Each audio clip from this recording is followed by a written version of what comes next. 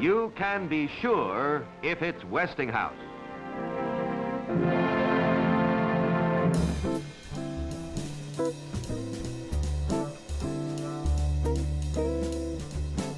George Westinghouse changed the face of the world with his inventions, patents, business sense, and personality.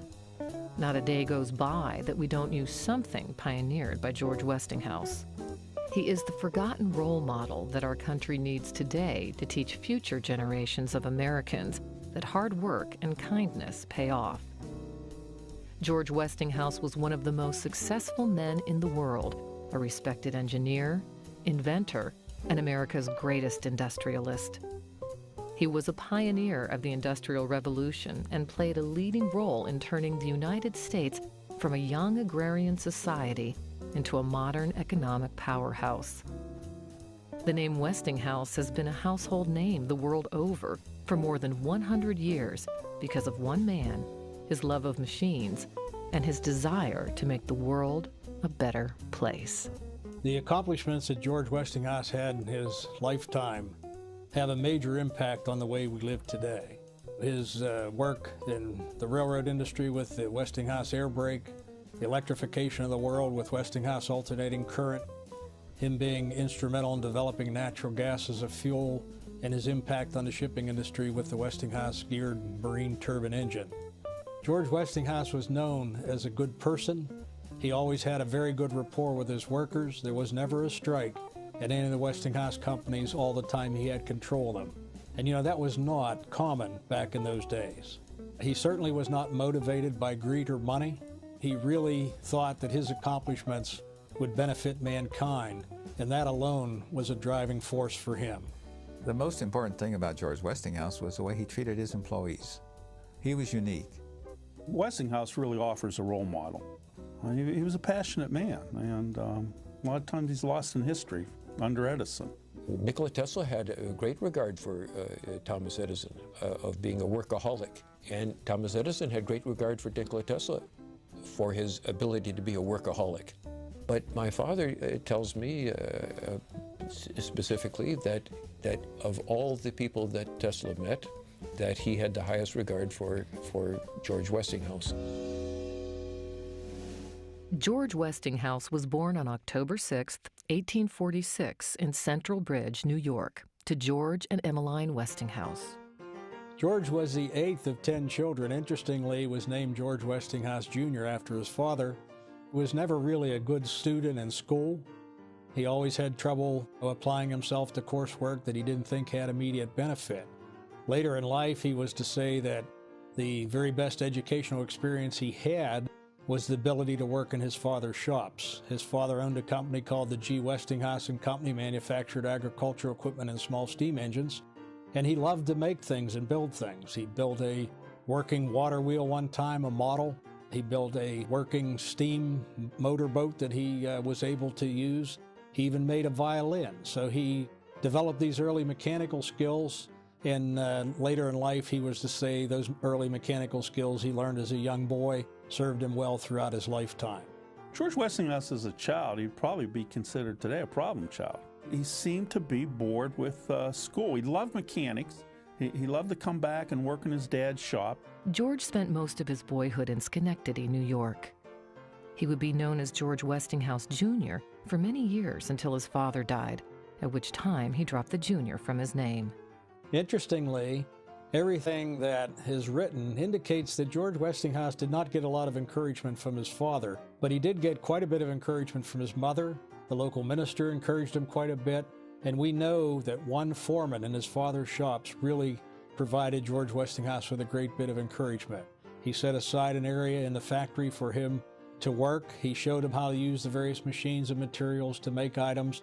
Obviously, this had a major impact on George Westinghouse throughout his lifetime. It was recorded that he always felt more comfortable in his father's shops than he did at school. In 1860, at 13 years of age, George began to work there for 50 cents a day. Even as a boy, it was clear that he possessed a unique talent for understanding and working with machines. Yeah, one story about George Westinghouse as a young boy was that he was in a scouting group that was planning to take a hike one afternoon. His father had given him a chore to cut some pipe, and that chore was certainly going to take longer than that day.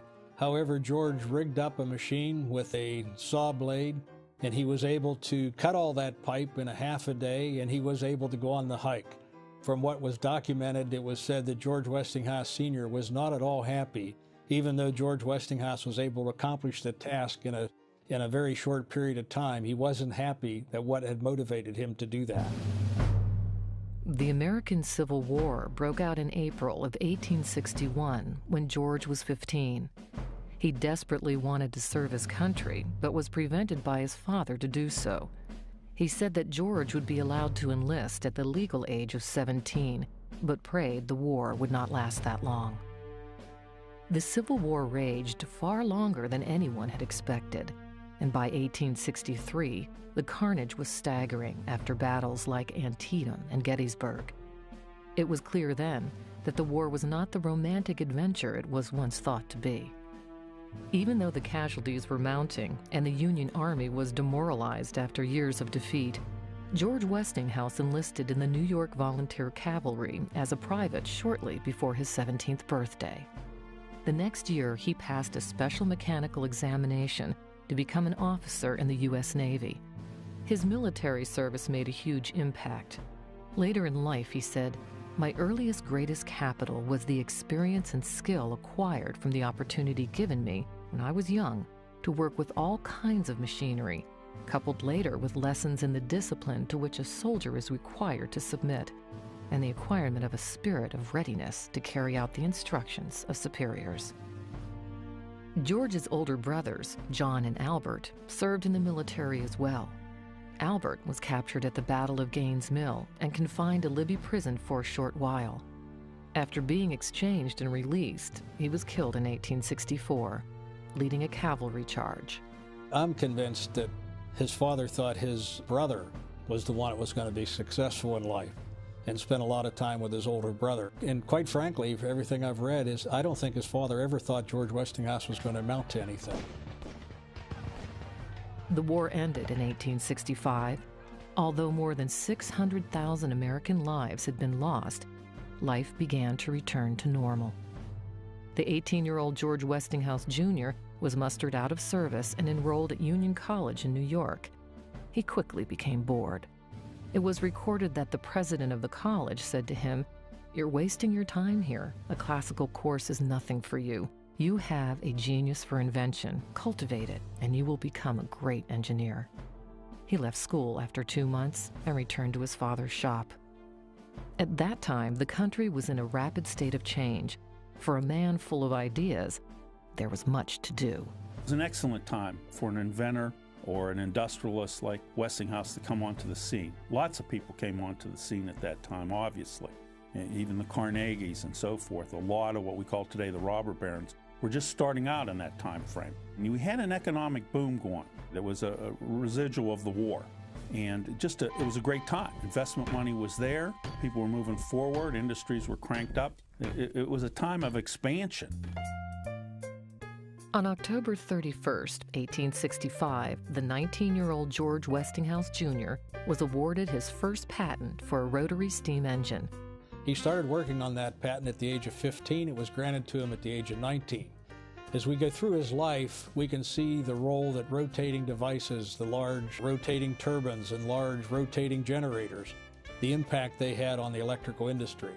And then you look backwards and see that George Westinghouse had this interest in rotating engines from his very first patent as a young boy, started at that work at the age of 15. For the next 48 years, he would, on average, take out one patent every month and a half. He had 2 other early patents for a car replacer for getting cars back onto the tracks when they derailed, and an item called the railway frog was a device used between the tracks where 2 tracks intersected. These 2 patents here were very successful for George Westinghouse and provided him the money he needed to get started with the Westinghouse Air Brake Company.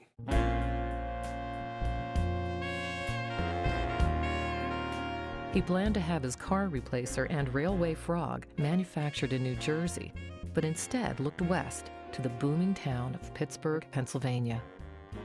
Fortunes were being made in Pittsburgh. The city's location at the joining of two major rivers made it the ideal spot for manufacturing and distribution. In the 1860s, the air was thick with smoke as the iron and steel industry grew, churning out metal for tracks, engines, and the myriad of machines, tools, and devices used to build the network of railroads crisscrossing the country. Legend has it that as George stepped off the train, he practically walked into one of Pittsburgh's wealthiest investors. The very first night he was here, evidently he's lost his way downtown. He saw this gentleman coming his way and stopped him and asked him for directions. That fellow's name was Ralph Bagley. Ralph happened to be going in that direction, he said, so he walked along with George Westinghouse to show him where he was going that evening. And from that chance meeting, him and Ralph Bagley became great friends for the rest of their lives. There's some mythology around the meeting. Within a week, he had somehow made a business connection there. And that would have been typical. Westinghouse is the type of guy that went into a city. He was a salesman. He was probably looking for the industrialist in town. He had an invention. He needed some suppliers to make that part. Westinghouse type of guy that still, even all through his career, would hustle. He'd be out there knocking on the doors of industrialists. In a time of relative peace and quiet, newspapers were once again full of carnage. Catastrophic train accidents were on the rise as the number of trains in the country grew in size and quantity, and with increasing speed. As the body count escalated, a clear solution was needed. Westinghouse was said to have been personally affected by a terrible train crash in 1866, which motivated him to solve the problem.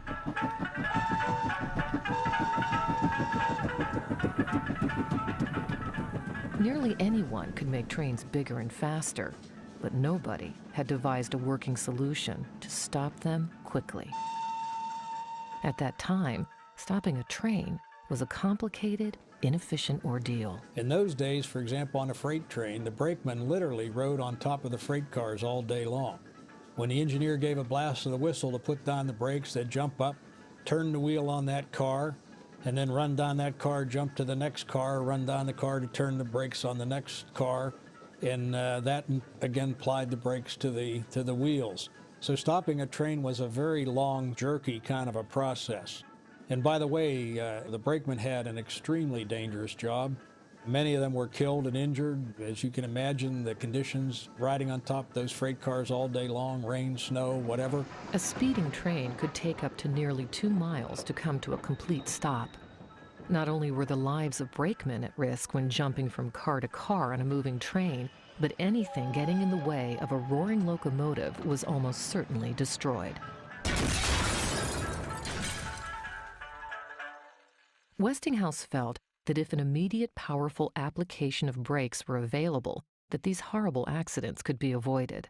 Men had been tinkering with train braking concepts for years. There were other patents dealing with brakes, but George Westinghouse was the only man to put old and new ideas together into a complete, workable combination.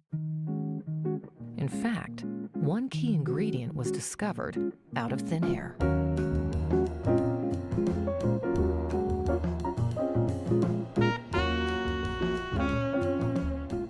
George Westinghouse had been reading a new scientific magazine, and there was an article that caught his attention on a French company building a tunnel through the Mount Cenis mountain in the Alps. It caught his attention. It was no ordinary tunnel, you see. It was 8.5 miles long. And it says they were having great difficulty until two new inventions came along. An Englishman had invented what he called a hammer drill bit, and an Italian had invented what he called an air motor. And it caught George's attention because the article said at that time that the pipe going back into the mountain with 6 atmospheres of air to drive the hammer drill bit to drill the holes for the dynamite was over 3,000 feet long. At that point in time, he thought, surely, if they can drive a hammer drill bit into solid rock 3,000 feet away using air, he could be able to use air to drive the brakes on a train. Many people thought he was crazy because who in their right mind would envision a roaring train being stopped by the wind? But that didn't stop him. George Westinghouse Jr. was issued his first patent for the air brake on April 13, 1869, at 22 years of age. With the air brake, the engineer could control all of the brakes on a train from the cab. This would allow for longer trains, carrying more people and more goods. The United States was really moving westward and industrialization was taking place. They had the need to move a lot more freight and people. With the Westinghouse air brakes, the trains could become longer and heavier. At that time, George was traveling the country soliciting orders for his railway devices and had many opportunities to present his thoughts on air brakes to railway officials. He said that none of those approached appeared to have faith in the idea. Well, George Westinghouse was so sure that he would be successful with the Westinghouse air brakes that he invested all his money, and also his good friend Ralph Bagley invested money, and he built a full set of brakes for a locomotive and 4 cars. The first air brake apparatus was shown in a Pittsburgh machine shop in 1868. It then came time to install it on a full-size train to test it in a real-world demonstration. Railroad officials were invited, and the first air brake trial became legendary. And they all boarded the 4-passenger cars. George Westinghouse was riding in a locomotive that morning with the engineer Dan Tate. This trial was to go to Steubenville, Ohio, and return a total of 80 miles. Upon emerging from the tunnel, they came face to face with 2 horses and a wagon standing on the tracks. The horses kind of panicked. A wheel got stuck, the wagon overturned, the horses fell down, the drayman fell down, and Dan Tate applied the Westinghouse air brakes for the very first time. And they skidded up the track. And George Westinghouse, they say, was very, very concerned as they skidded up the track. And fortunately, they stopped 4 feet short of running over that wagon, those 2 horses and the drayman. Now, they say everyone in the back got knocked to the floor. They got banged into each other. They got jostled quite a bit. The highest level superintendent of the Steubenville and Panhandle Railroad put his arms in the air and he said, "Gentlemen, we've just seen the greatest demonstration of this Westinghouse air brake system we're ever going to see. I think we should just back her up to Grants Hill and call it a day." The future of railroading was set in motion over the next several months as more tests were conducted around the country. Railway officials were impressed, resulting in immediate orders of air brake equipment.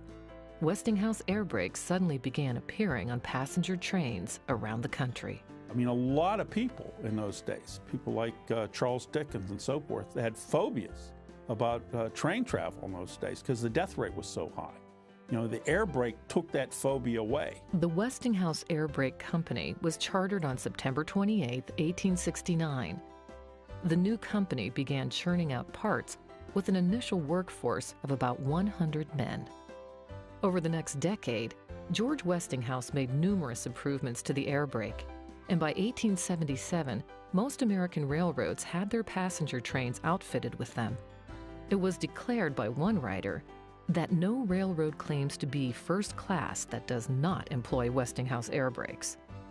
Even with this success, another major hurdle remained: the freight train industry. It was said that the freight industry was the slowest to adopt the air brakes because railroad companies did not want to invest the money to protect the lives of their cheap labor force. Brakemen were paid $1.50 a day and received nothing if they were maimed or killed. It cost about $50 to install air brakes on a train car. A piece of documentation I came across said in one particular year there were 5,000 brakemen killed or injured in the United States that year. So it was an extremely dangerous job, one of the most dangerous jobs there ever was. This was considered the age when railroad companies could buy senators. The railroad business was profitable, and they intended to keep it that way. I mean, the air brake offered nothing to them profit-wise. The handbrake system seemed to be fine. You lose a few Irishmen, didn't seem to upset them at all. You know, Pennsylvania Railroad had a very good reputation, but some of them did not. And it was documented that in those days, some of the railroads, if a brakeman got killed, they felt no more obligation than to move the body to the side of the track. They balked at it, and just like a lot of companies do today, they had to be dragged in there by the government. They did everything they could to slow that process down. Before any laws could be put in place, standards had to be set so that a car from California would couple with a car from Maine. The Burlington brake trials were organized to set those standards and would prove to be one of the most critical events in the history of the air brake and in the life of George Westinghouse. As Congress in this country got more interested in the problem of railroad safety and the pressure came on to do something about it, these famous trials out in Iowa, came into being, and they were to test a number of different types of brakes at the time. Westinghouse air brake wasn't the only brake out there. The first Westinghouse air brakes were called straight brakes. As the air went back the line, it applied the brakes to the wheels of the train to stop the train. However, if the piping or the coupling let go or broke, you would lose your brakes. To improve upon his original design, he invented the automatic air brake in 1873. So now the air was holding the brakes off the wheels. So when you wanted to apply the brakes, you would simply reduce the pressure to stop the train. The other advantage to that was if the pipe separated or coupling separated or the pipe broke, the train would automatically come to a stop. So it was referred to as the brakes that worked even when they failed. The automatic air brake was powerful, but not fast enough. Initially, as the trials started, Westinghouse had some problems with the air brake. Eventually came up with the triple valve. It allowed a buildup of pressure at the local car. He could release that pressure very quickly versus waiting for the pressure to come down the line from the engine. Fast response was what the triple valve was all about. The master car builders accepted the new Westinghouse air brake. The train, fitted with new quick-action brakes, was sent on tour and a series of trials were made in a dozen cities. Sales exploded, but Westinghouse didn't stop there. George Westinghouse also had an invention called the friction draft gear, which allowed the trains, when they were starting out and stopping, to cushion the impact between the cars. And this was considered to be a major improvement in the railroad industry. In fact, the president of the Pennsylvania Railroad at the time was quoted that the friction draft gear by Westinghouse was every bit as important as the Westinghouse air brake to the railroad industry. It basically still used to this very day, the friction draft gear. In the 1880s, they finally enacted, late 1880s, they finally enacted several laws that required the use of the air brake. And that certainly was a big boom for George Westinghouse and a success story for him. The booming industrial companies in the United States purchased these inventions as fast as he could produce them, yet George Westinghouse Jr. remained a humble man. It was said that progress was always a great deal more interesting to him than profit. In fact, he would have said that progress is profit. Some railroads were very slow in adopting the air brake. The New York Central, under Commodore Vanderbilt, one of the wealthiest men in the world at the time, was very slow in adopting the Westinghouse air brakes. In fact, the story goes that George Westinghouse was talking to a superintendent at New York Central one time about the air brakes, and he said, "George, as long as I'm living, there'll never be Westinghouse air brakes on the New York Central." Evidently, the story goes, George Westinghouse said to him, "Well, I'm a lot younger than you. I guess I'll just have to outlive you." Now, on the other hand, the New York Central had a great wreck, and there were many people killed in that particular wreck. At that point in time, Commodore Vanderbilt backed down, got a hold of the Westinghouse Air Brake Company to install Westinghouse air brakes on the New York Central. A railroad superintendent once said, if the men who worked the railroads ever chose a patron saint, it would be St. George, in honor of George Westinghouse. Westinghouse was not all work and no play. It was said that he loved the theater, music, and a good, clean joke, although he claimed that solving mechanical problems relaxed him. When not working, he spent most of his time with his biggest supporter and closest friend, his wife, Marguerite. At the time of his very first patents in 1867, even before the air brake, George Westinghouse Jr. met Marguerite Erskine Walker by chance on a railroad train. George Westinghouse met his wife Marguerite on a train ride. He was on the Hudson River Railroad heading towards Schenectady. Now, he was not a smoker, so he passed up some available seats in a smoking car and went on back to another car, and there was an available seat beside a very attractive young woman. And he struck up a conversation with her, and he really liked this young lady. And just before he deboarded, since he was getting off before her, he wrote down the names and addresses of 3 friends of his family so that Marguerite could write to those folks so they could attest to the good character of George Westinghouse. When he returned home, he immediately went to the local minister and friend of the family and had him write a letter to Marguerite, again attesting to the good character of George Westinghouse. Today, we've kind of gotten away from that practice. But he went home that night and told his mother and father that he had met the young lady that day that he was going to marry. And within a year, he and Marguerite were married, and they had a very long and fruitful marriage. He always considered Marguerite to be his very best supporter. She supported his ideas no matter how wild they really were. The two honeymooned at Niagara Falls, a location that would prove to be an important one later in the career of Mr. Westinghouse. They had a happy relationship. It was said when they were on the same continent, they talked every single day over the telephone, and when separated by the Atlantic Ocean, would send a daily cable message. It seems amazing that at first George could not afford to move Marguerite to Pittsburgh. In the early days of the air brake, before it really took off, she lived in Schenectady with his parents. When the money began to flow, he bought her a home in the affluent Homewood district of Pittsburgh in 1871. They added on to the old house, which became a luxurious dwelling, and dubbed it Solitude.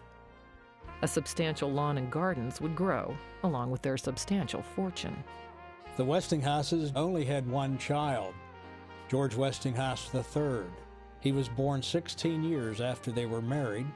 Now, when they were married, George Westinghouse was 20. His wife, Marguerite, was 24, which means then that when she had their only child, she was 40 years old.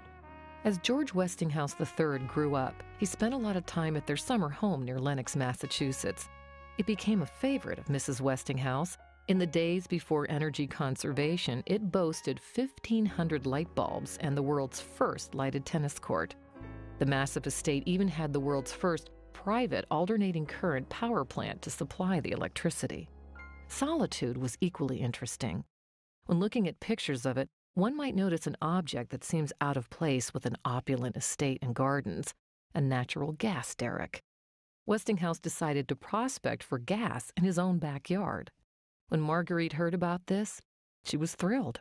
It was recorded that she said something like, "George, you travel so much, it would be nice to have you working at home for a while." In those days, when they drilled a well, as they drilled the dirt and rock out, they'd strike a match to it, and if it flamed up, they said they had a vein of gas. So at 300 foot, they told him they had a small vein of gas. At 900 feet, they told him they had another small vein of gas. He told them to keep drilling. At 1,500 feet, they hit a huge vein of gas. They immediately threw a match and set it afire. It was over 100 feet high. The flame, the roar could be heard for blocks. For a few days, it became the great event in Pittsburgh. People came from everywhere. They came by street railway. They came by horse and buggy. They walked throngs of people in the neighborhood to see this great fire. It lit the sky for miles around, and he was absolutely delighted, but his neighbors were not. Initially, neighbors like Henry Hines and Henry Clay Frick were a bit upset by this. However, George shared his natural gas with them and with friends around the block. Westinghouse would always prove to be an interesting neighbor, at one point having 4 gas wells at Solitude, an alternating current power plant, and a set of tracks to test street railway equipment. As Marguerite had predicted, George spent time at home with his new toys and his evenings at the well, designing new drilling tools and improvements in gas prospecting. In 1884, he went into the natural gas business. From all this gas that he decided he was going to start a natural gas company. All his existing charters wouldn't allow him to start a utility. So he looked around and found an existing charter in the city of Philadelphia that would allow someone to start a utility. However, that charter was not being used at the time, so he acquired it. He brought that charter to Pittsburgh and started his natural gas company. He never, for whatever reason, changed the name on that charter, and ironically, the name of that company was the Philadelphia Company. So he had this very successful company in Pittsburgh named the Philadelphia Company. Later, a street railway company was added to the Philadelphia Company. When that company was broken up by the federal antitrust in 1951, it became Pittsburgh Railways, the largest streetcar company in the city at the time, and it also became Equitable Gas and Duquesne Light. Both of those companies existing to this very day. 2 years after he drilled his first well, Westinghouse had over 30 patents in the area of natural gas. He had seen in his trips to England the use of what they had coal gas over there, not natural gas, but they were using coal gas to run a lot of their industry. He saw it as a cleaner, more efficient fuel. Industries adapted to the natural gas right away. It was cheaper, first of all. A lot of steel companies went to it. And then the engineer that he was, and what he had learned from compressed air and air brakes, was where he learned how to transmit gas. Natural gas was dangerous in the early days. Lines frequently broke, and asphyxiation from gas leaks and explosions were common. Its usage was not even metered. Westinghouse worked feverishly to solve these problems and developed escape pipes, meters, and the automatic cutoff regulator.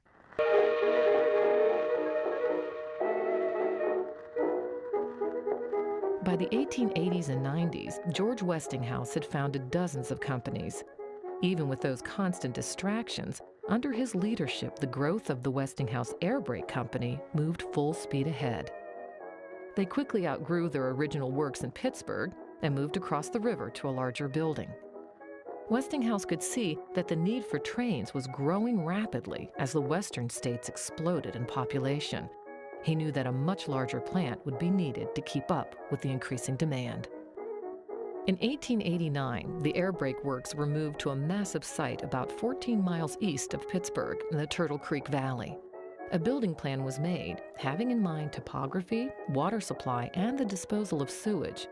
Streets, homes, and a community were built around the new shops, and the town of Wilmerding was created. In that day and age, many industrial companies kept their workers in barracks and cheap, monotonous row houses.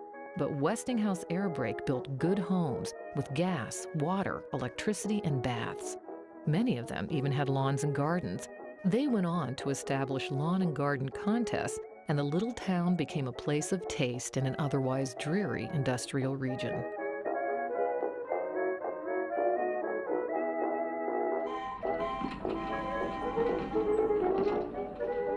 A trip through the Westinghouse Valley in 1904 gives an up-close look at the air brake works and housing.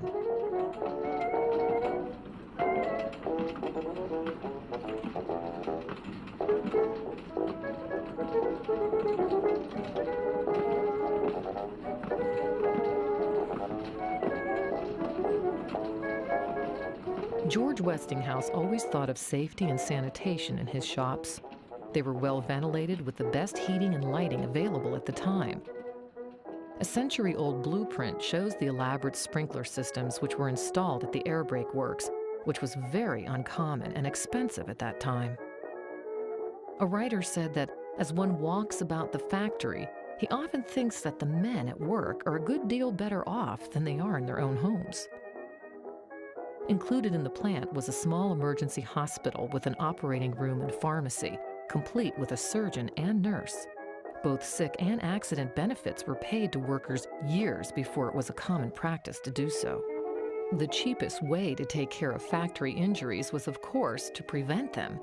And at his plants, serious accidents were rare. George Westinghouse felt that tired, miserable workers were not as safe and efficient as well-rested, happy ones. In the days of demanding physical labor in the sweltering heat and discomfort of factory shops, George Westinghouse invented the precursor to the modern-day weekend. As a young man, George Westinghouse was working on a Saturday one time, and he was quoted as having said, "If I ever own my own company, I'm going to give my workers a half holiday on Saturday." Later in life, at the Westinghouse Air Brake Company, he was the first major employer in the country to grant his workers a half holiday on Saturday. This was a precedent that Henry Clay Frick and Andrew Carnegie were not at all happy that George Westinghouse had set this precedent of giving his workers a half holiday. He was always treated his workers well. We know that the homes that Westinghouse built for the Westinghouse Air Brake people in Wilmerding, Pennsylvania, and the homes he built for the East Pittsburgh Works of Westinghouse Electric Company, those homes were rented or sold to the employees. If the employees chose to acquire the home, they could do it on a monthly deduction. And we know that George Westinghouse had those homes insured. So if something happened to the worker, his family would be taken care of. His wife and children would have a home that was paid off. And that, again, is the only example that I could locate of someone, one of the great business owners at the time, doing something like that for his workers. And his workers loved him. Some of the quotes from Westinghouse Air Brake employees give the closest look at George Westinghouse available to us today. One letter reads, "George Westinghouse stood well over 6 feet tall. When he raised his great right hand, palms towards you and fingers spread a little, and said in a gentle voice with a hint of a smile, but you don't understand. It was quite plain to the dullest mind that the sooner he understood, the better for him. His manner was the same with princes as it was with mechanics. It hurt him to hurt the feelings of another. Westinghouse was known as having an amazing memory, and it was said by company men, "Do not tell the old man anything you do not wish him to remember 10 years from now." It was written that Mr. Westinghouse was an incorrigible optimist. He experimented on a full-size scale and backed the faith that was in him to the limit. He never looked back, was never discouraged, and never had any regrets over past failures. Another said, "George Westinghouse is the embodiment of imagination in breeches, walking about the face of the earth, doing things that change society, just as birds sing." It was unheard of at the time for men of Westinghouse's social standing to have anything to do with the common factory worker. But the former cavalry private didn't see it that way. In 1894, the Civil War Veterans Group of the North, called the Grand Army of the Republic, would hold their 28th National Encampment in Pittsburgh. George Westinghouse, upon finding that out, went to the committee and said, "Listen, I just finished 2 big factory buildings at my new East Pittsburgh Works Westinghouse Electric Company, and they're completely done, but no equipment has been moved in. What I'd like you to do is bring out workers and convert one of those factory buildings to a great dining hall. I'd like it to be carpeted. I'd like a great staircase to be built and a stage to be built all carpeted. I'd like tables with linen tablecloths and napkins. I would like to host one night during Grand Army Week, as it was called, for the Civil War veterans from the Grand Army of the Republic." He also told him, "And by the way, you wouldn't have to use any of your committee's money. You could send me all the bills. I'd be willing to pay for that." 6,500 Civil War veterans came to that great dinner in East Pittsburgh that evening.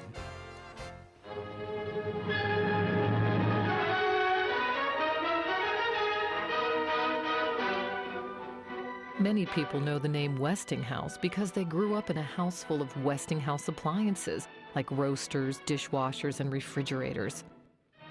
Innovative industrial products and home appliances from the Westinghouse Electric and Manufacturing Company made Westinghouse a household name. But well before their first dishwasher would ever roll off the assembly line, George Westinghouse had to first win the Battle of the Currents against Thomas Edison. Thomas Alva Edison was born in 1847.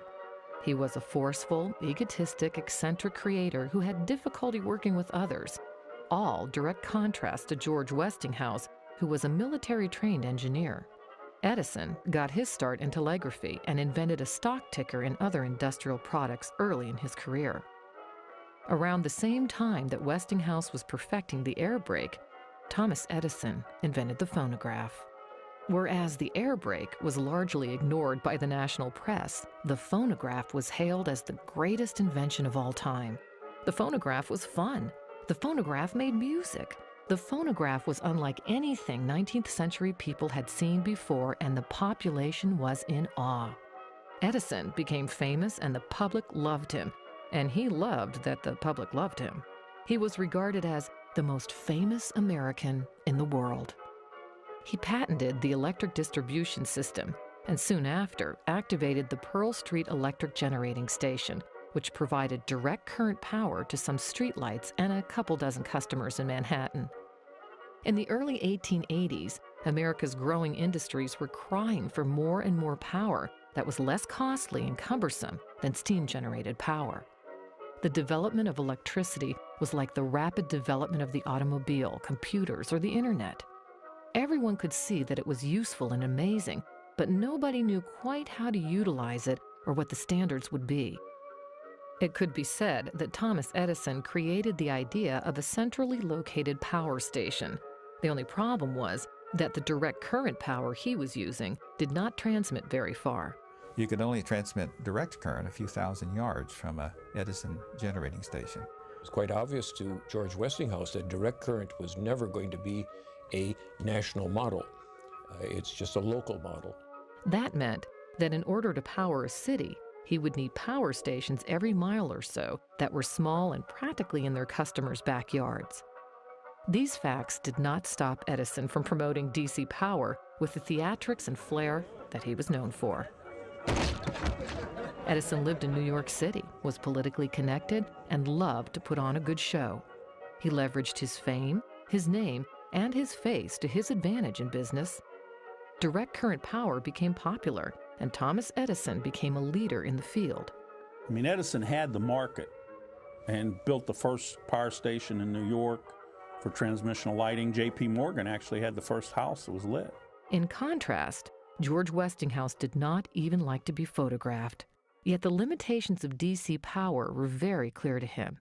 He felt that electric power should be generated in one place and be transmitted to users far away. In 1885, George Westinghouse became interested in the inventions of European inventors Galliard and Gibbs, relating to the use of single-phase alternating currents and distribution with transformers. George Westinghouse was the first to recognize that you could use a transformer in a large system. With alternating current, you can transform the voltage up to a high voltage, low current, and send it hundreds and thousands of miles at the high voltage and step it back down to the low voltage where you use it. It was the key to the entire system. He purchased the American rights to their patent and threw himself into the study and design of a new kind of transformer. It was said that he recalled his experiences in the gas industry with the reducing valve that allowed high-pressure gas from the well to be transported over a great distance and then delivered at low pressure at the point of use. The transformer was his reducing valve for electricity.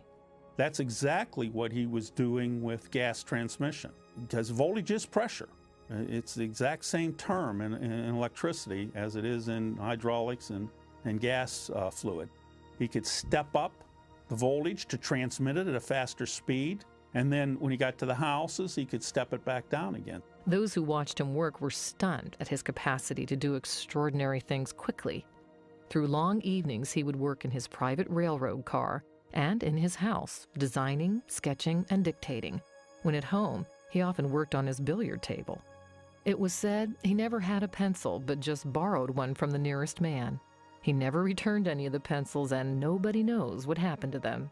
One writer said that his trail through the world was blazed with other men's pencils. He had a unique ability to look at problems and come up with solutions of his own, but he was also willing to take other ideas from other people. If he had to buy ideas or buy patents, he did. In a miraculous 3 weeks, Mr. Westinghouse and his staff redesigned the Galliard and Gibbs transformer. Galliard and Gibbs certainly had the idea correct.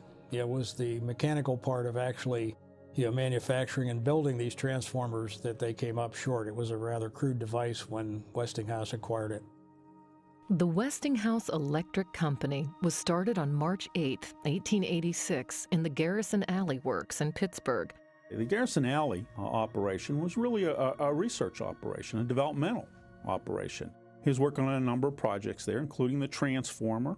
He was interested in developing ideas into products and products into companies and companies providing employment. In the beginning, Westinghouse Electric didn't have it easy. Along with research into alternating current, it was about that time that Westinghouse began to seriously compete with Edison in the incandescent lamp business, with a full plant making single-pin lamps, which were a slightly different design than the Edison screw-in bulbs. This was the beginning of the Battle of the Currents. The fierce competition between Westinghouse and Edison for domination in the electrical field would not end for another decade. Interestingly, it resulted in one of the earliest known format wars, between which standard of light bulb and socket would be the dominant one. Customers who chose to go with Westinghouse single-pin sockets could buy this clever adapter to use Edison screw-in bulbs. A few commercial alternating current plants were put into operation over the next few months, but there were still problems. Even though AC power could be generated in large bulk and transmitted many miles away to light cities, there was still no practical AC motor, and thus no practical way to power machines with alternating current.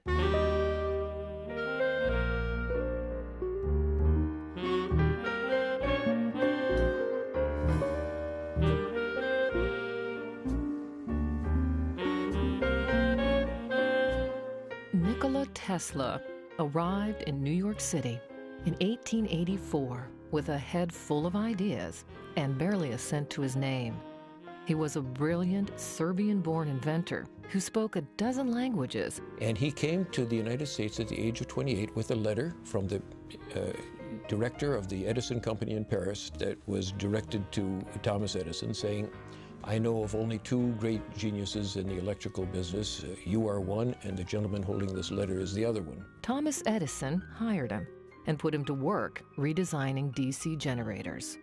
The famous story is that Edison offered to pay him an outrageous sum of $50,000 for his work. And Tesla came to him and said, okay, now where is my $50,000? And supposedly Thomas Edison said, oh, my dear Nikola, you don't understand the American sense of humor. It was the straw that broke Tesla's back, and almost immediately after that he left Edison. The brilliant inventor ended up digging ditches for a while, literally, to support himself while he was still creating. In 1887, he constructed the initial brushless alternating current induction motor. A year later, he saw patents issued to him on his motor and on the associated method of transmitting power by polyphase currents. And when George Westinghouse heard about that, it was like a light went on, an electric light went on, perhaps you might say. This was the possibility where he could see that technology overtaking everything else in the world. And he was right. Tesla's ideas would enable steam or hydro-powered generators to generate polyphase currents that power induction motors in machines and factories. The group of patents that Tesla had, which essentially identified the entire path from beginning to end, from the motor to use alternating current to the method of distributing the current and everything in between, it was the answer to the question that George Westinghouse had. Tesla had the answer. And unlike Edison, who was solely behind DC power, he listened to Tesla. He acquired the rights to Tesla's induction motor and polyphase patents, and Nikola Tesla came to Pittsburgh to work for the Westinghouse Electric Company. He was also able to back off a guy like Tesla, who had tremendous intelligence, and Westinghouse realized, probably more intelligent than him, understood certainly the sophistication of AC current, which was not an easy thing. Today we describe it in differential equations. It's a nightmare for even young engineers today trying to learn that. Tesla's inventions, combined with Westinghouse's manufacturing skills and his ability to assemble parts of a whole system, brought practical alternating current power to existence. One writer said, "The invention of alternating current motors and the system for operating them was one of the greatest advances ever made in the industrial application of electricity." Not everyone agreed. There was serious opposition to AC power. Assertions were made that the alternating current system was dangerous and that its use should not be permitted commercially. Numerous articles appeared throughout the country designed to prejudice public opinion against the system.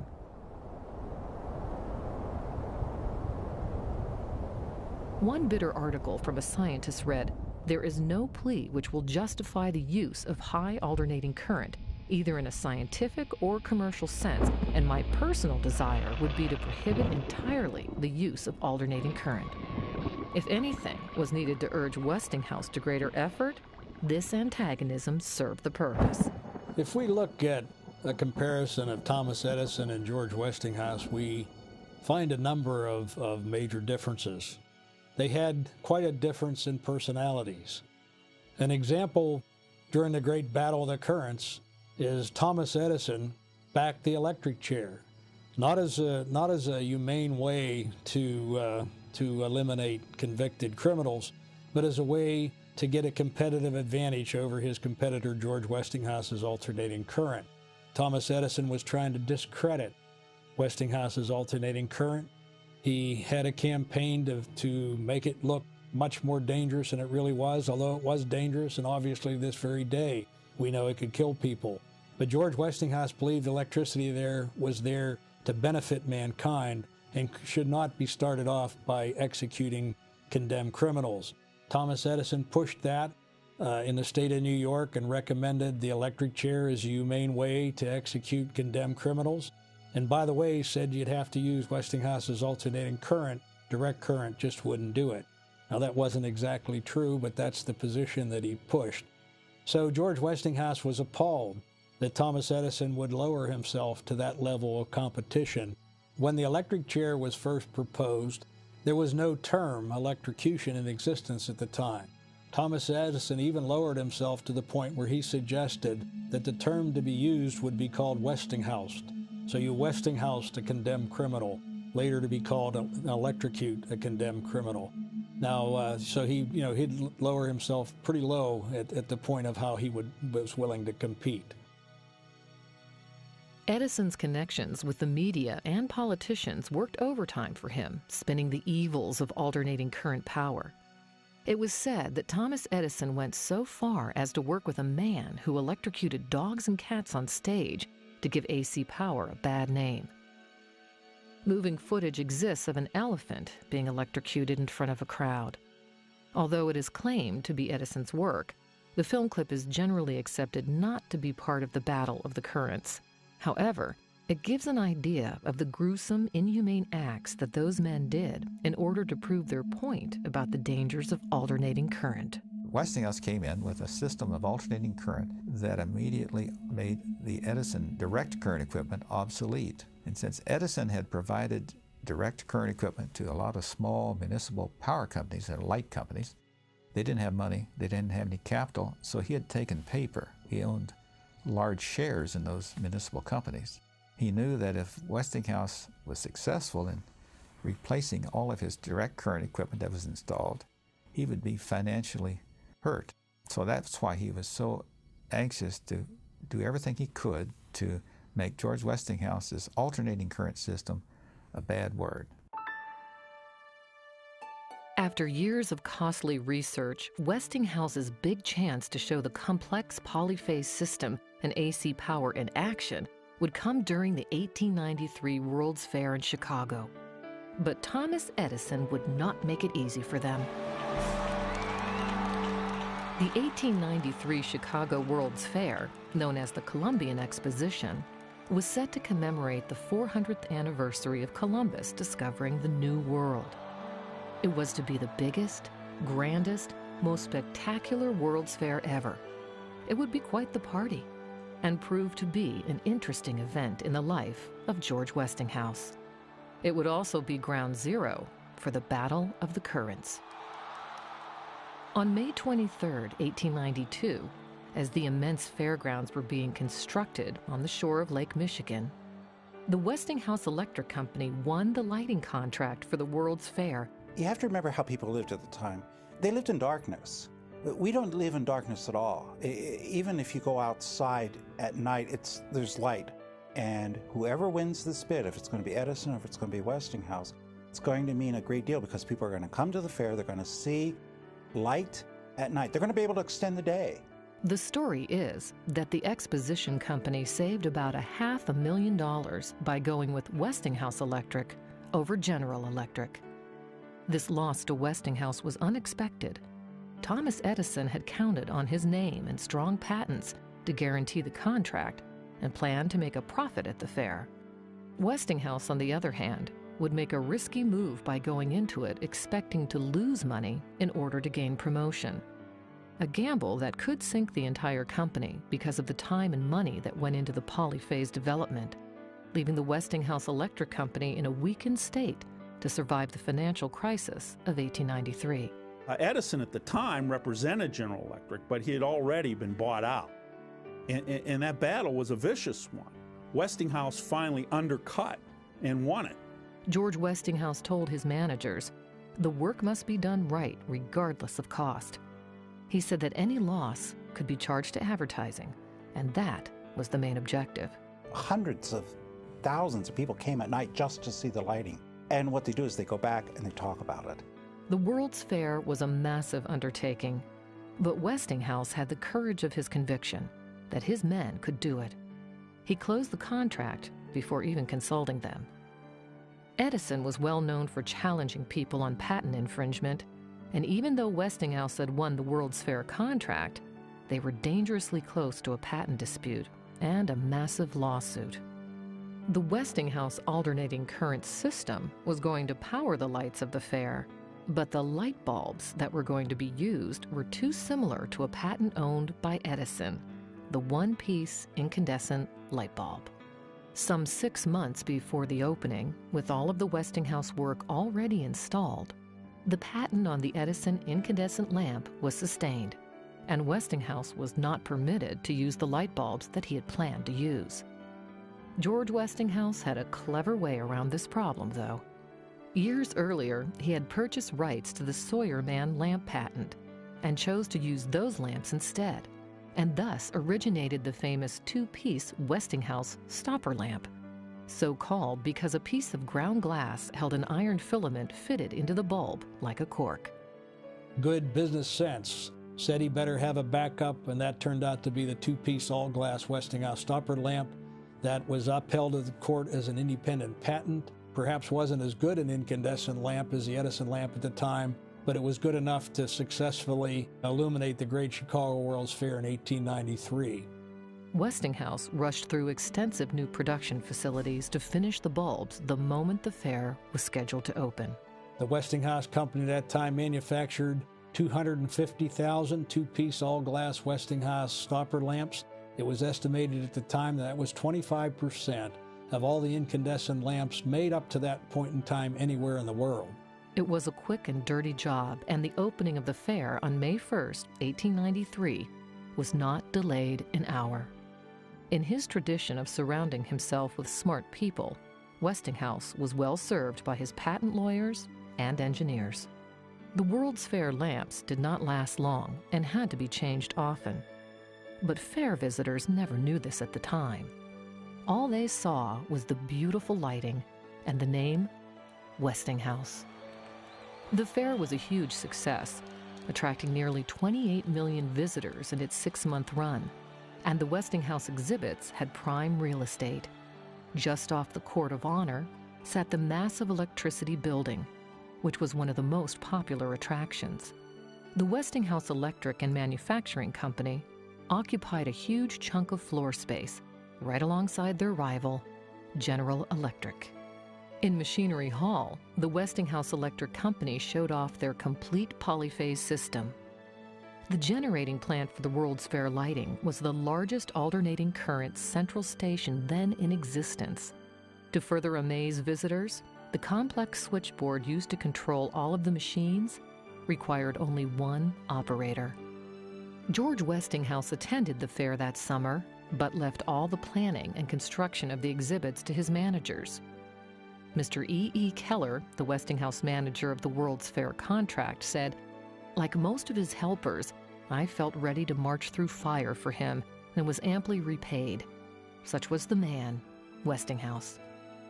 In the end, they even turned a profit of $16,000, not including advertising.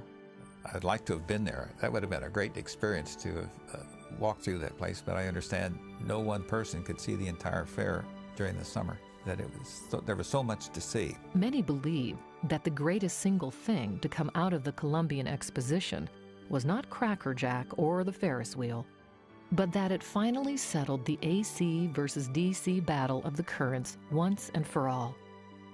The World's Fair helped Westinghouse win one of the most important contracts in history.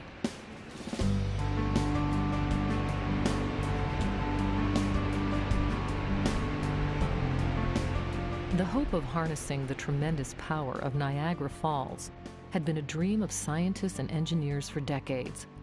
Top minds like Lord Kelvin and Thomas Edison were involved, but by the fall of 1893, the project remained stuck in the mud, suffering from the bitter controversy over whether alternating current or direct current should be used.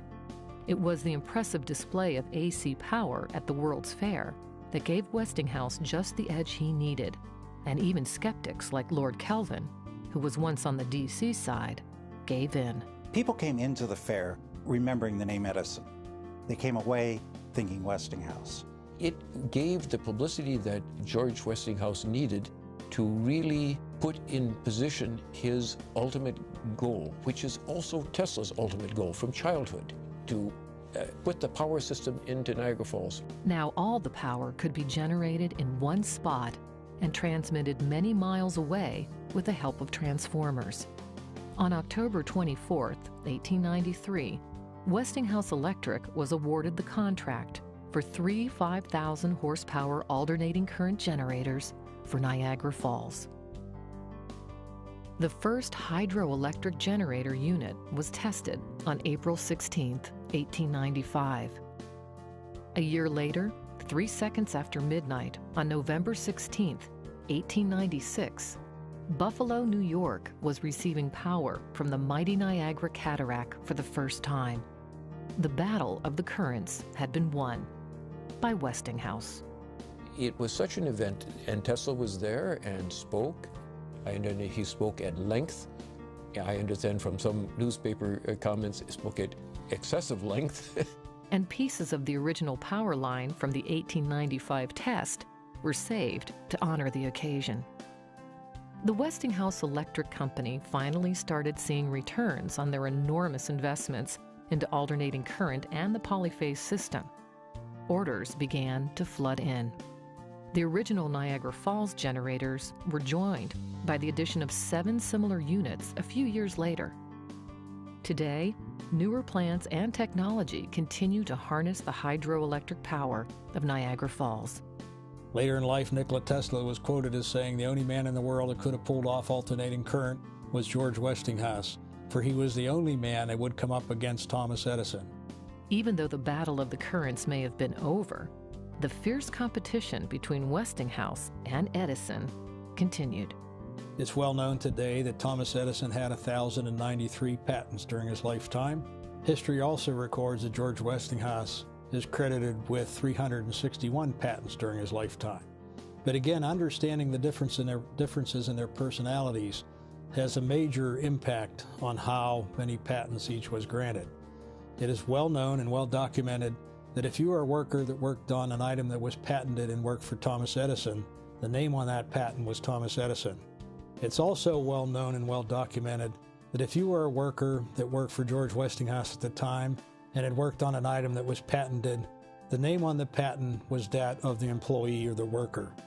Benjamin Lammy, for example, one of the great Westinghouse engineers, perhaps best known for having designed the first 3 5,000 horsepower generators that went into Niagara Falls. Benjamin Lammy alone had 162 patents during his career at Westinghouse. Every one of them recorded it in the name of Benjamin Lammy. So I always thought if we could get all these patents of all the great engineers and others that worked for Westinghouse, if he had the same practices as Edison in putting his name on those patents, he'd have well in excess also of 1,000 patents during his lifetime. George Westinghouse always surrounded himself with the best and the brightest. He had a real knack as a manager that Edison didn't, in that he could bring a lot of very creative, very intelligent people together and at least get them to work towards a project. And these people were hard to bring together. They had big egos, and he was able to manage that. He was a tremendous manager, something that Edison was not, and most inventors are not.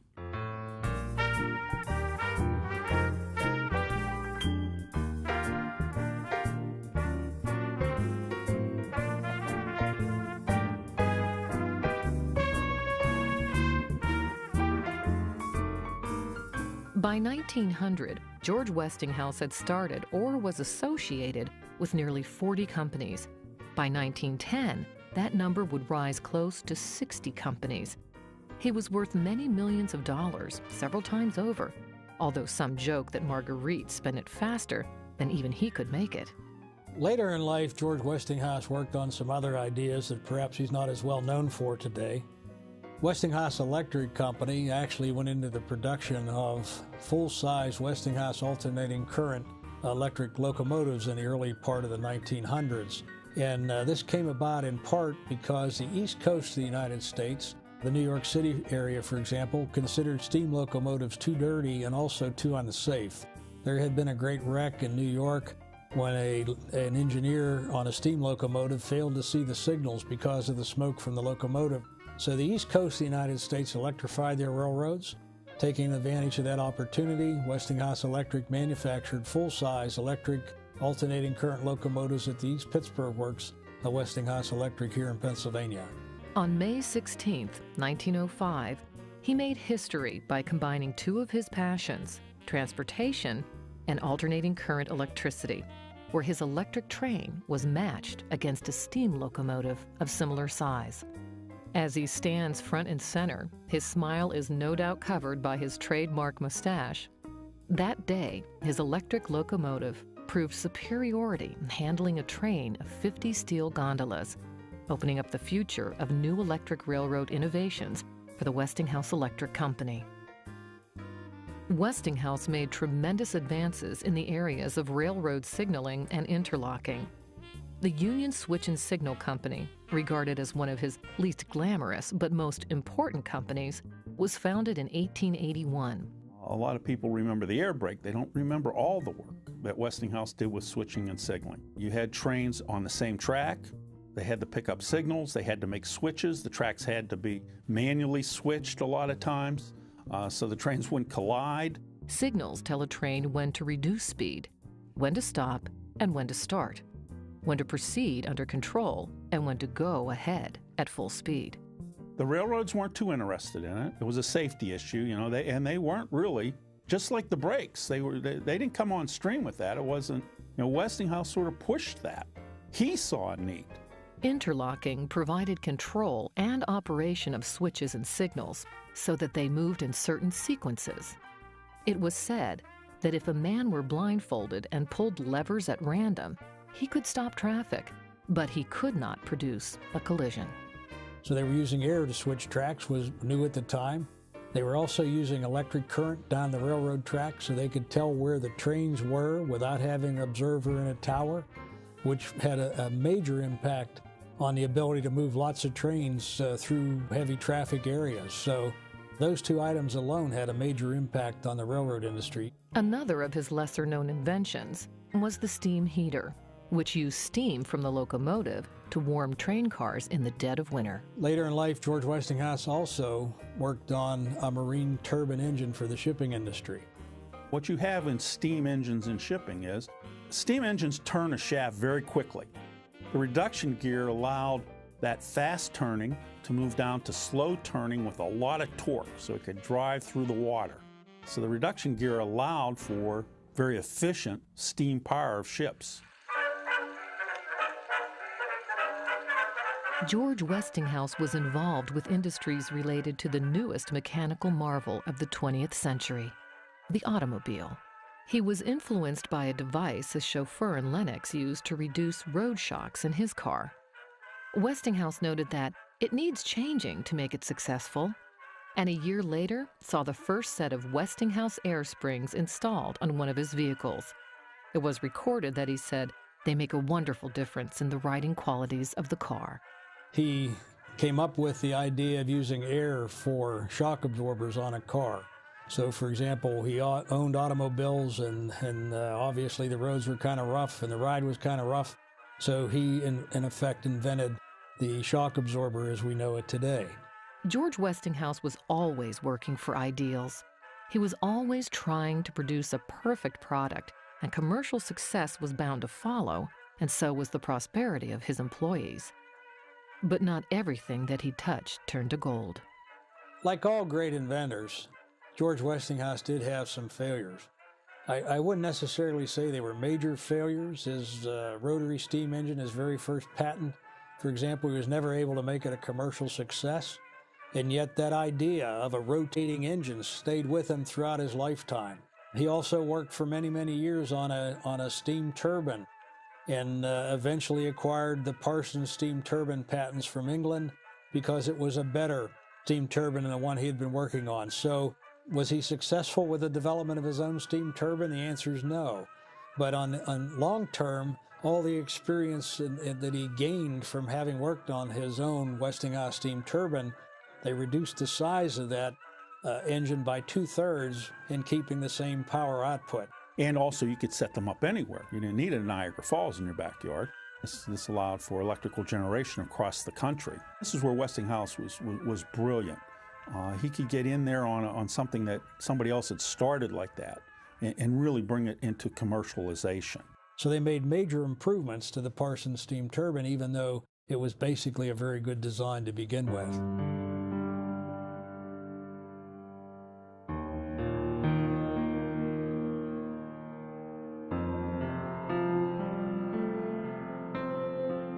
George Westinghouse showed faith in his enterprises by investing his own money in them.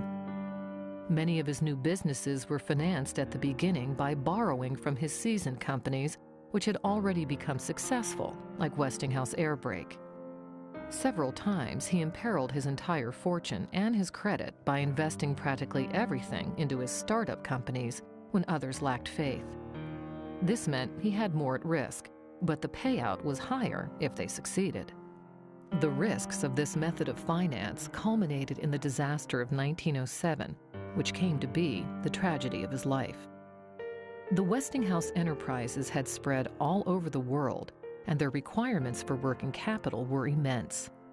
And when the widespread money crisis of 1907 arrived, his loans were called.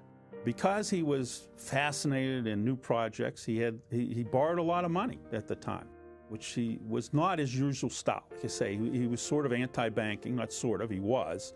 He didn't like to borrow money. He liked to generate investment out of his own profits. He had a dislike for bankers, and that would hurt him in the long run. But in the case of a lot of electrical projects like the Niagara Falls generating plant at the time, he was overextended in his electrical company, no question about it. J.P. Morgan up in New York had wanted to bring Westinghouse into an electrical trust with, at the time, General Electric. Westinghouse disliked trust and refused, and that put him at odds with Morgan. The bankers were very tough individuals. They had taken Edison Electric Company away from Thomas Edison in 1888. He was not happy about that, by the way. There was a downturn in the economy, a depression, if you would, here in this country. George Westinghouse had just invested a huge amount of money in building the East Pittsburgh Works of Westinghouse Electric Company. He had quite a number of outstanding loans. Loans were callable in those days, and if he were here today, he'd tell you he'd believe the bankers used that as a reason to force him out of control of the Westinghouse Electric Company, which they did. Newspapers, the Pittsburgh newspapers in particular, blamed it on Westinghouse, his poor management. So on top of everything else, he's getting headlines that he's a poor manager. Now, Morgan didn't take over Westinghouse. There were other bankers. So it was really a crushing blow to him. It was written that this was the most considerable mercantile failure that America has ever witnessed. Control of the Westinghouse Electric Company passed out of his hands. Ironically, his name remained as their greatest asset. The writer of his biography said that as he was riding with him one night, when passing the great works at East Pittsburgh, George turned his face towards the bleak hills on the other side of the way, with an expression so pathetic as to break one's heart. He didn't have enough cash to make the payment. It was a temporary situation. It just wouldn't happen today for a big company like that. They would be able to get money on the open market. But because Morgan basically controlled the open market in those days, even for the government, with no Federal Reserve, he could make that decision and block that type of cash inflow that Westinghouse would have easily gotten today. That electrical company was the company he loved the most at the time. It was where he was doing all his progressive projects, all his scientific research. The air brake company, which he retained, was pretty much steady business. So he went after another group of inventions in a lot of different ways that he could utilize the resources and the money of his air brake company. The short years of his life that remained after the tragedy were filled with the same unceasing activity. A friend asked him if he would slow down, and he replied, "No, I do not feel that it would be right for me to stop now. I feel that I've been given certain powers to create and develop enterprises in which other men can find useful and profitable employment, and so long as I am able, it is my duty to continue to exercise those powers."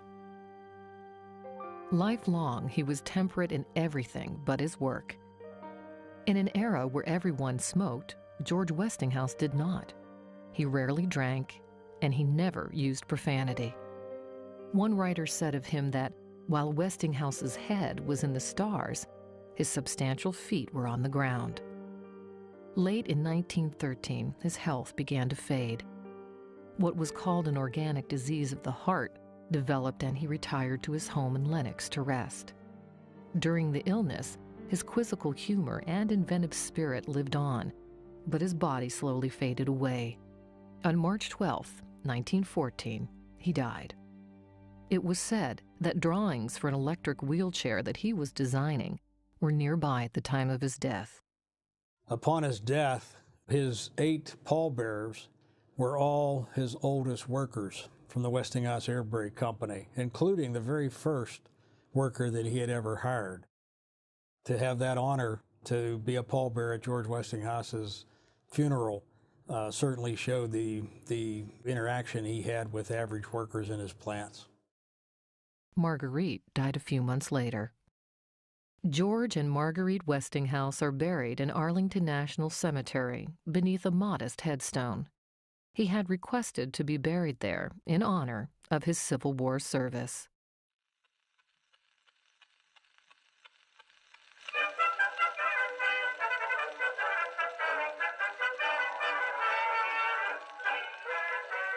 The world and the Westinghouse companies continued on after his death. His brother became the president of Westinghouse Air Brake, which continued its operations and growth. His son George III, who had passed an apprenticeship at the Air Brake Works, carried on the legacy and managed the family finances. Westinghouse Air Brake Company changed their name at one point in time to Wabco, but they're still with us today with the name Wabtec. Westinghouse Electric and Manufacturing Company remained at the forefront of the modern era as the country rapidly embraced electric power and purchased new machines and appliances to aid in daily life. In 1920, Westinghouse made history by airing the first commercial radio broadcast in the country. They started radio station KDKA. The first transmittal on that radio station was done in November 1920 from atop the K building at the East Pittsburgh Works of Westinghouse Electric and Manufacturing Company, as it was called at the time. They broadcast the presidential election returns that year, and that was the very successful first commercial radio broadcast in the United States. KDKA went on to become a very successful company.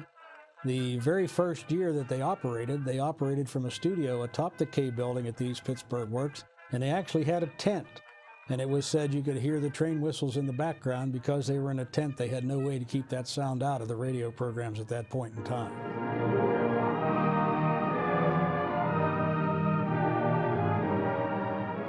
Say, what fair's this? It's the Westinghouse Freedom Fair.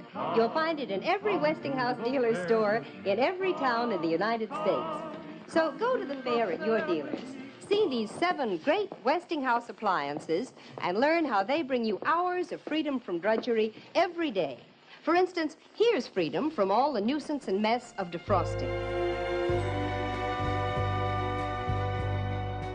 For decades, Westinghouse Electric and Manufacturing Company appliances were considered to be the leaders in their field, well-built, well-engineered, and fashionably styled. Their ads ran everywhere and influenced American pop art and pop culture for generations. Oh, and that reminds me, when you cook the Westinghouse Electric way, you're free from an overheated kitchen. And you're free, too, from all the grease and grime that forms on walls and curtains from other kinds of cooking. Westinghouse advertisements from the early 20th century show just how happy the American housewife was with a kitchen full of Westinghouse electric appliances. No longer did she have to slave over a hot oven all day. Now, she could set a clock, go out on the town with her friends, and come home to dinner waiting for her and her family.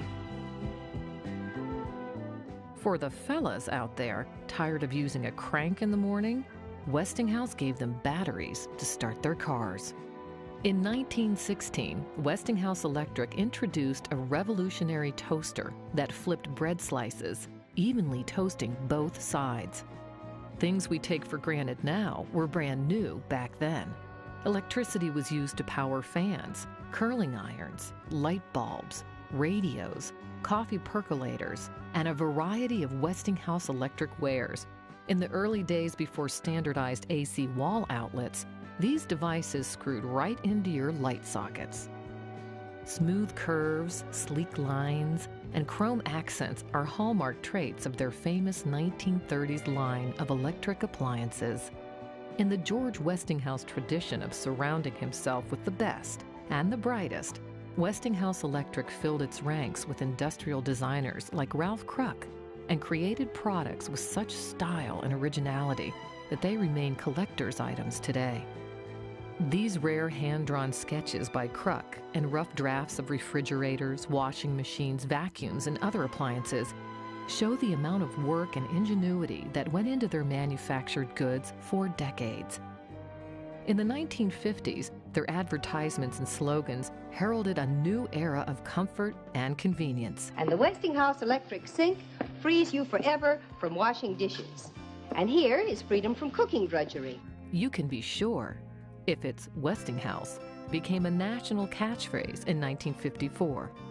Famous actors like Ronald Reagan, Betty Furness, and Edward G. Robinson appeared in Westinghouse advertisements. Cartoon characters like Blondie and Dagwood celebrated their electric life on board games. And remember, you can be sure if it's Westinghouse.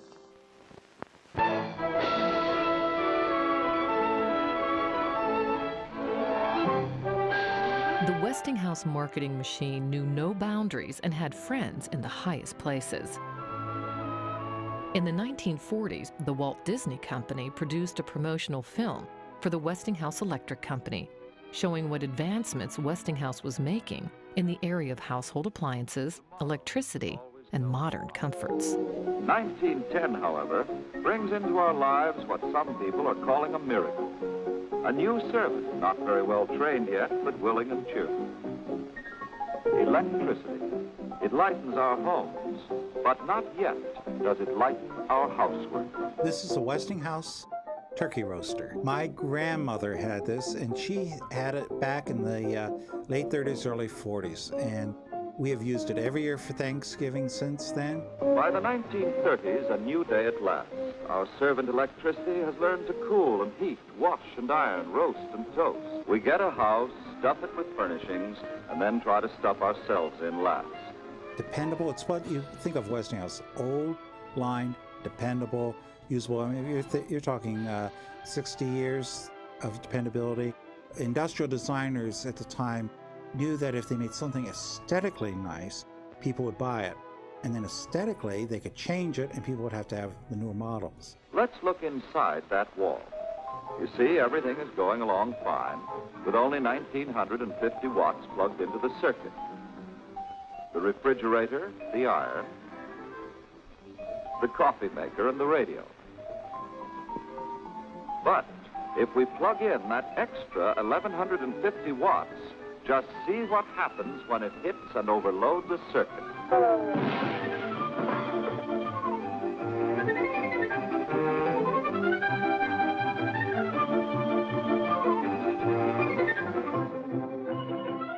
Although some of their predictions of the future were a bit far-fetched, much of what we see in the film was brought to reality by the Westinghouse Electric and Manufacturing Company. Oh, goodness, what was that? That's what happens when we try to load too many watts on one poor electric circuit. And here are America's favorite laundry twins, the Westinghouse laundromat and the clothes dryer. This is the new laundromat. It does everything but think. Industrial designers consider the Westinghouse laundromat and the Westinghouse clothes dryer as excellent examples of early modern industrial design. Now, actually, Westinghouse created the name laundromat for the washing machine, and they had the twin, as they called them, the Westinghouse twins, with the clothes dryer. Now, 1 year and 1 year only, this clothes dryer Westinghouse had a built-in unit that when the clothes dryer finished the drying cycle, it would play the song, "How Dry I Am." Now, we have the unit mounted on top here, so one can also see the device that was used to play that song, "How Dry I Am." Put in the clothes, set the dials, add soap, and it washes, rinses, and damp dries, ready for the electric dryer, where the clothes are tumbled about in heated air until they're completely dry, soft, and fluffy. I think Westinghouse Electric had its golden age during and soon after the Second World War. Now, of course, this was 30 years after George Westinghouse died, so you can't credit that directly with George Westinghouse, but it's the legacy that George Westinghouse, as a man, left that was developed into a company that could produce the many, many things that they made during the Second World War and afterward. Well, they made gun control systems for tanks that allowed them to fire while the tank was moving. It stabilized the motion of the tank platform. They made torpedoes. They made DDT canisters. They made binoculars. They also made helmet liners. They fired chickens through windshields to test airplane windshields in East Pittsburgh. They had a compressed air cannon, and they would fire dead chickens at the glass panels that they'd set up and see which panels could withstand a head-on collision with a chicken at 200 miles an hour. But if you were a pilot, it was pretty important to know that your glass had been tested. In true Westinghouse tradition, throughout the 20th century, many of their most spectacular marketing and advertising displays, innovations, and spectacles were featured at World's Fairs. As one newspaper headline put it, everywhere around the fairs, it's Westinghouse. George had always liked World's Fairs because he believed that they made the public more conscious of the name Westinghouse. World's Fairs were used as a promotional. We have to remember they didn't have advertising per se that we have today, where people could see how things worked. Westinghouse had been a constant presence at these massive events since the Centennial Exhibition in 1876. At the St. Louis Exposition in 1904, Westinghouse occupied more than 70,000 square feet of exhibition space with their growing empire of companies. In 1933, nearly 20 years after their founder's death, Westinghouse made a memorable impression at the Century of Progress Fair in Chicago. The motto for the fair was, "Science finds, industry applies, man conforms," and it was once again held along the shore of Lake Michigan. So people came away with the name. They knew that Westinghouse was a good, solid name. It meant security.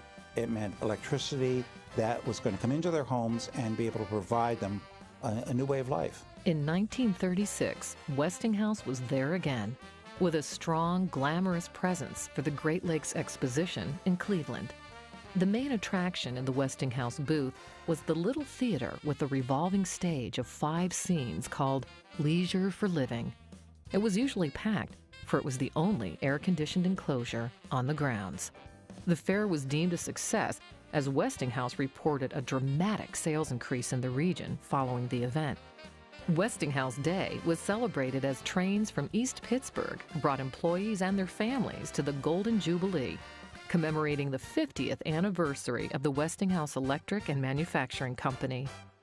She's consistently diving in the bottom of the dark and greasy water to search for knives and forks. Dishwater splashing around terrific rate all over Mrs. Drudge. That rubber apron isn't much help now. She's splashing so hard it's getting all over me. The 1939 World's Fair could have been the one show where Westinghouse really came close to outdoing its 1893 performance. Their marketing department came out swinging with robots, singing fountains, time capsules, and the Battle of the Centuries dishwashing contest. New York City hosted the 1939 World's Fair in Flushing Meadows with its theme, The World of Tomorrow. It was thought that the public had forgotten all about the Battle of the Currents, and they were going to New York to dramatize Westinghouse's mastery of electricity. Almost every fair building in 1939 had no exterior windows. Westinghouse differentiates themselves because their building is shaped like an omega with these 2 marvelous glass fronts that people looked into and saw what was going on inside. They showed absolutely every part of their production lines at the time without showing a great deal of their products. That's what I call smart. Making time the theme of the home exhibits. No one who hasn't cooked over a wood stove by the light of a kerosene lamp can really appreciate what it all means. A fierce competition took place daily in the Westinghouse Auditorium. The Battle of the Centuries pitted Mrs. Drudge, armed with only a dishpan, soap, and towel, against Mrs. Modern, armed with a Westinghouse dishwasher in a dramatic duel to see who could wash 50 dishes the fastest. 1 minute and 58 seconds. In that time, Mrs. Modern has washed 50 dishes and 40 pieces of silverware. Well, it's all over, Mrs. Drudge. You may as well rest now. Contestants were rated on the time they took to wash 50 soiled dishes, the cleanliness of the dishes, and the condition of the contestants at the end of the contest. And now, point number 3, the condition of the contestants.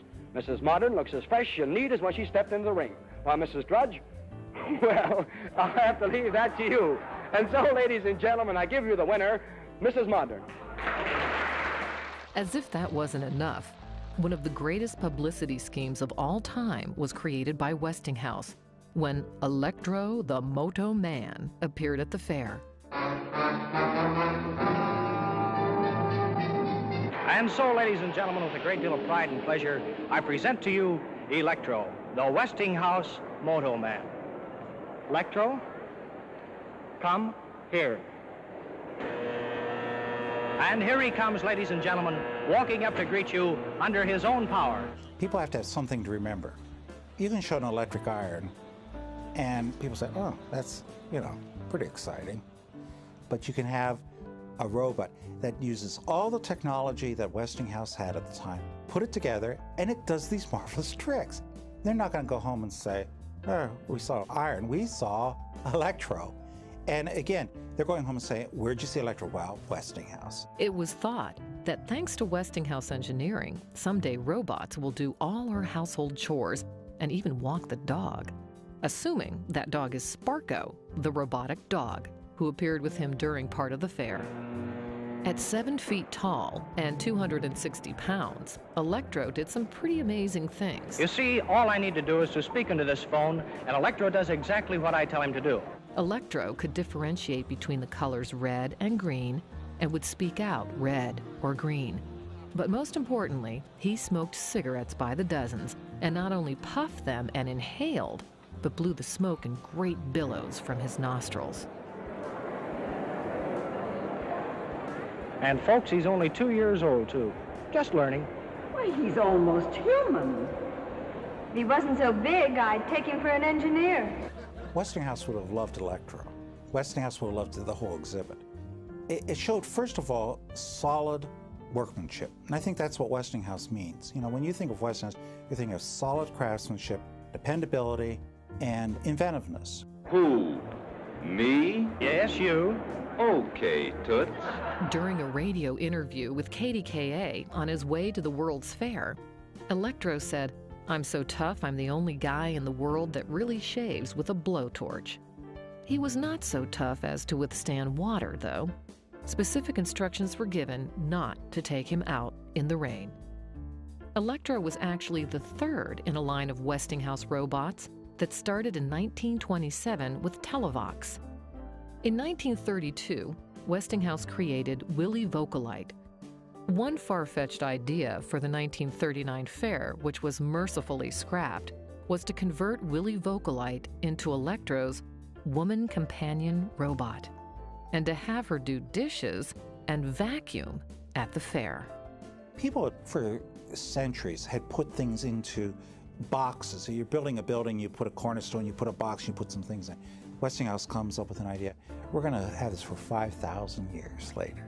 People are going to open up and see what 1939 was like. The time capsule was filled with artifacts of the day, including a slide rule, hats, seeds, cigarettes, and letters from scientists like Albert Einstein. Made of cupalloy, it was meant to be a 5,000-year time capsule and to be opened in the year 6939. It remains buried today in the same spot. The letters from Einstein and other famous scientists of the time hinted at the dangers of atomic weapons and the possibility that mankind might not be around in 6939 to open the time capsule. At the 1964 World's Fair, things began to change. Near the Astral Fountain, in the federal and states area of the World's Fair, is the time capsule exhibit of the Westinghouse Electric Corporation. 3 tall towers poised against the Long Island sky marked the spot where Westinghouse buried the first time capsule in 1938. I think 1893 and 1939 changed culture. I think 64 only reflected the change in the culture. I don't know that Westinghouse was devoid of ideas, but it was a time period when they did repeat themselves. Not a very exciting exhibit. When you look at the Westinghouse exhibit, they simply seemed almost tired. The Westinghouse time capsules, legacy for the people of the year 6939, proving that man not only endures, he also prevails.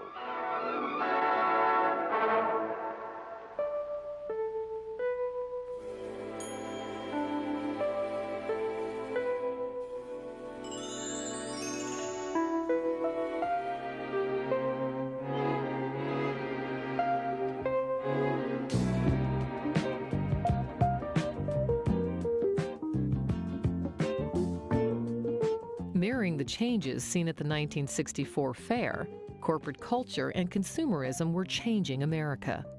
Antitrust laws through the mid-20th century had been hard on the company, forcing them to break up.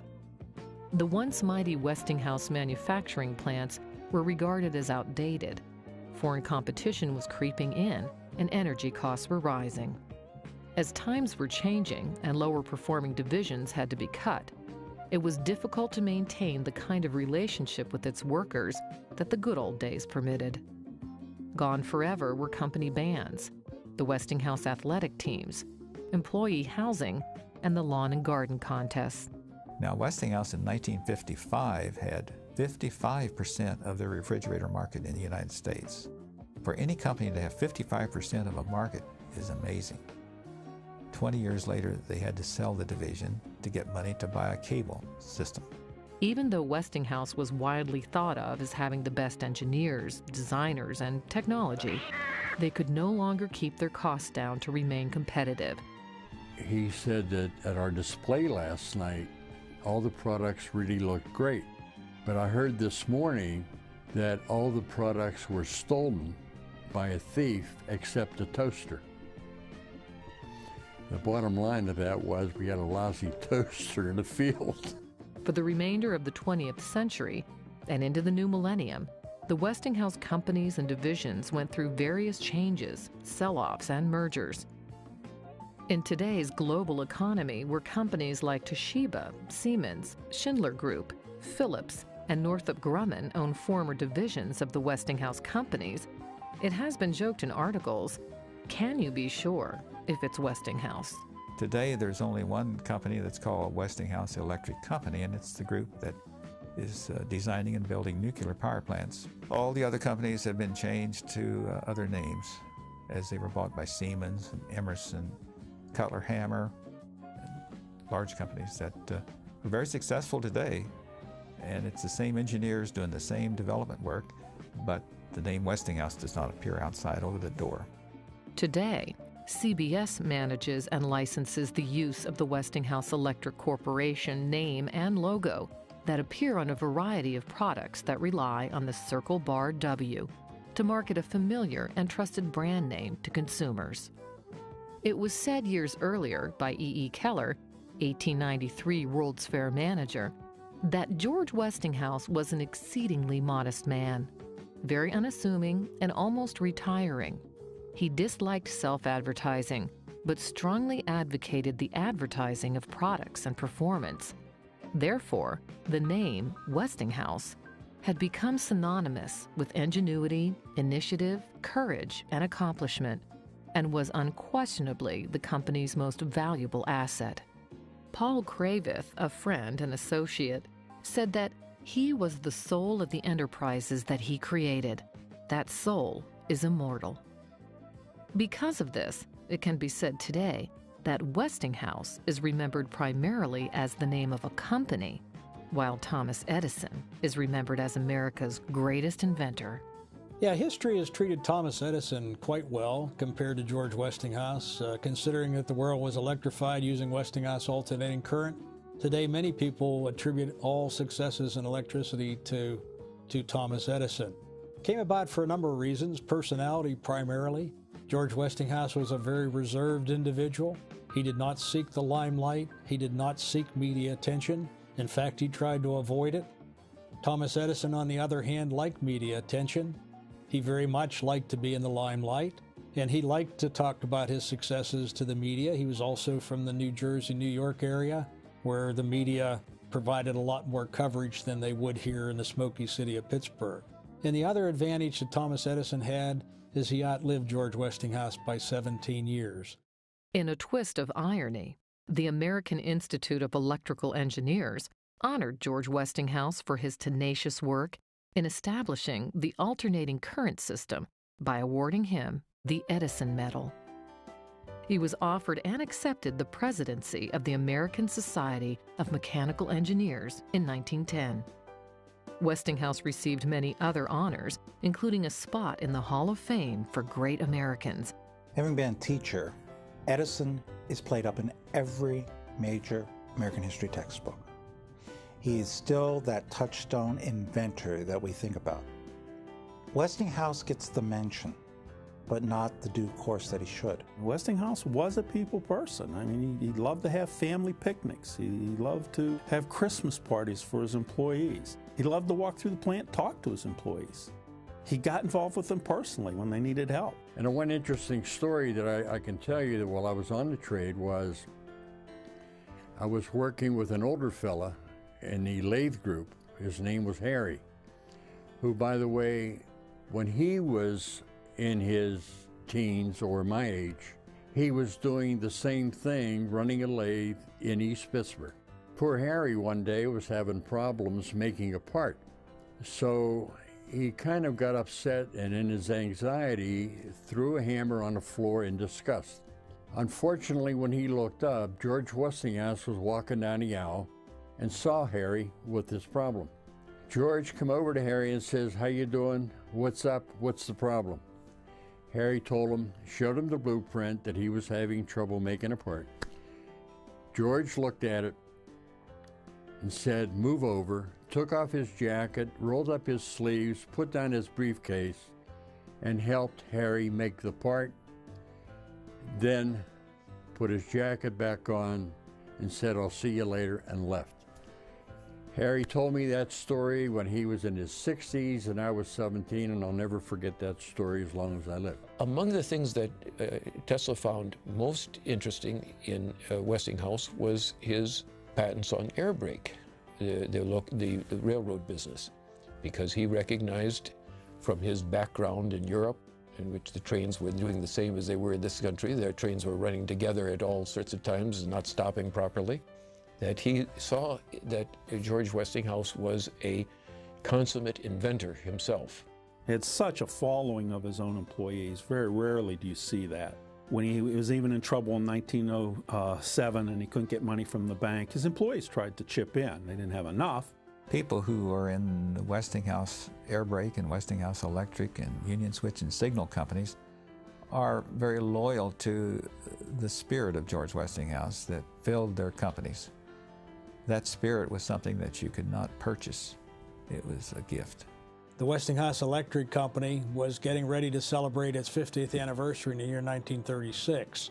So they wrote a letter and sent that letter to some older retirees in Westinghouse Electric, older workers from Westinghouse Air Brake, the Union Switch and Signal Company, the other Westinghouse companies. They also sent letters to people that they thought may have interacted with George Westinghouse at one time or another.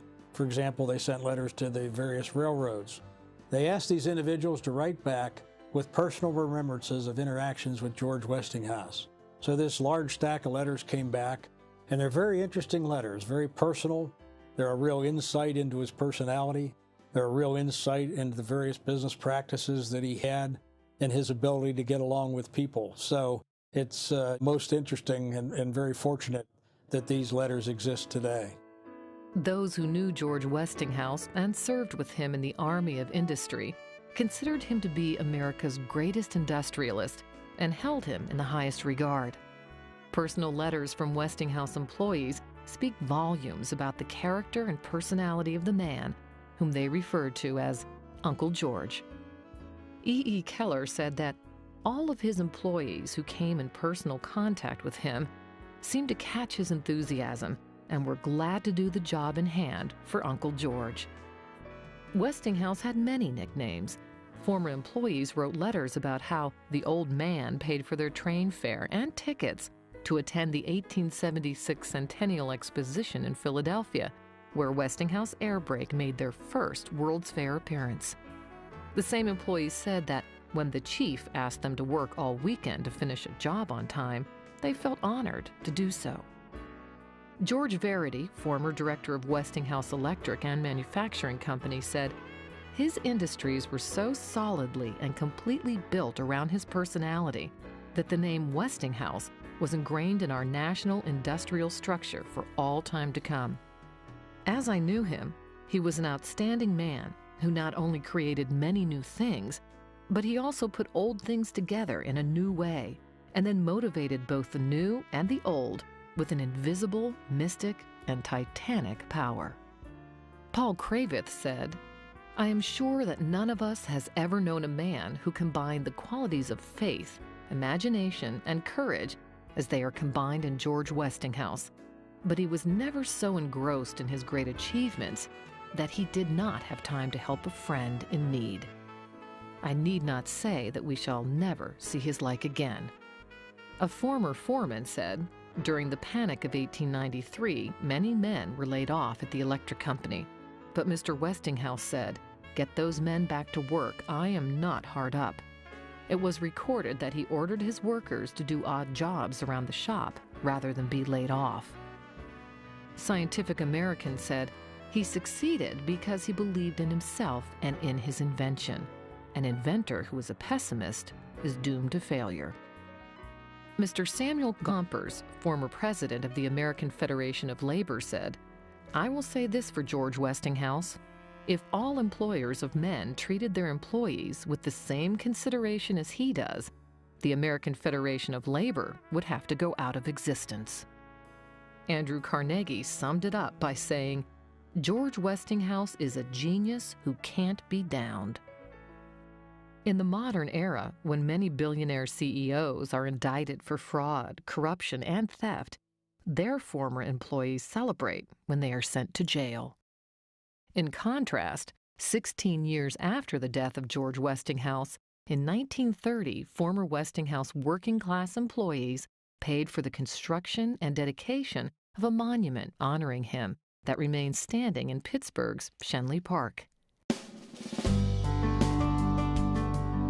It says, "George Westinghouse, Union soldier, citizen of Pittsburgh, founder of Westinghouse Industries, benefactor of humanity through his labors and inventions." Much has changed since his days as a cavalry trooper. His companies have come and gone, expanded, contracted, and changed. Solitude was demolished in 1919 and the land donated for a city park. The George Westinghouse Memorial Bridge, built in 1932, remains standing. Alternating current, air brakes, and many of his other innovations continue to shape the modern world that we live in today. George Westinghouse once said, "If someday they say of me that in my work I have contributed something to the welfare and happiness of my fellow man, I shall be satisfied." Everybody was proud to work for Westinghouse in those days. If you ask a person who was a Marine, "Are you a Marine?" or "Were you a Marine?" they'll say, "I am a Marine," even though it might have been 40 years ago that they were serving in the Marine Corps. As a Westinghouse engineer, I am a Westinghouse engineer.